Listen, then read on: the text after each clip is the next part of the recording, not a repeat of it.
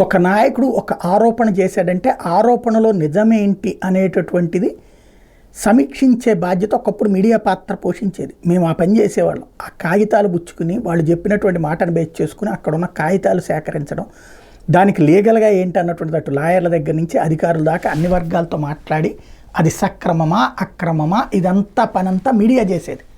ఆరోపణ తర్వాత ఆరోపణే తప్పైతే ఆరోపణ చేసినోడు తప్పు అనేవాళ్ళం, ఆరోపణ ఇది అయితే కనుక ఇది ఆరోపణ మాత్రం అనేవాళ్ళం, ఆరోపణ నిజమైతే ఈ తప్పు చేశాడు వీడని చెప్పేవాడు. ఇప్పుడు ఆ దరిద్రం అంత కష్టపడే పరిస్థితి పోయి దరిద్రం దాపురించింది మీడియాకి. వాడిట్టన్నాడు వీడిట్టన్నాడు తప్పించి వాస్తవం ఏంటో ఎవ్వడూ చెప్పడు, లేదా చెప్పిన దాంట్లో పొలిటికల్ ఇంటెన్షన్తో తప్పించి మరొక కోణం లేనటువంటి దౌర్భాగ్యకరమైనటువంటి జర్నలిజం రాష్ట్రాన్ని కాదు, తెలుగు రాష్ట్రాన్ని కాదు, దేశాన్ని కూడా పట్టి పీడిస్తోంది. అసలు పాయింట్ ఇక్కడ హైదరాబాద్లో కూల్చివేస్తున్నారు. హైడ్రా ఫామ్ హౌస్లు ఇవన్నీ కూలుస్తున్నారు.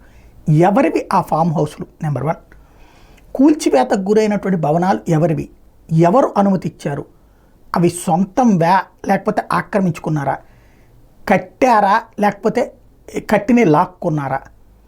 ఇది పేర్లతో సహా రాయడానికి ఏంటి బాధ? ఏ నాగార్జున అది కన్వెన్షన్ కూలగొట్టారు కాబట్టి నాగార్జునది ఎనఫ్ అయిపోయింది. లేకపోతే వీళ్ళేమో ఇది అతని పేరేంటి కేటీఆర్ ఫామ్ హౌస్ని పగలగొడుతున్నారని చెప్పేసి వాళ్ళు అదే సందర్భంలో వీళ్ళకి ఫామ్ హౌసులు లేవా పొంగులేటికి లేకపోతే వాళ్ళకి లేవా అని చెప్పి వీళ్ళు మాది చట్టబద్ధంగానే ఉందని వీళ్ళు, మాది చట్టబద్ధంగానే ఉందని వాళ్ళు. అసలు విషయం రైటా రాంగా చెప్పేవాళ్ళు ఎవరు? ఎవరికి తెలియదు. రాజకీయమే నడుస్తోంది.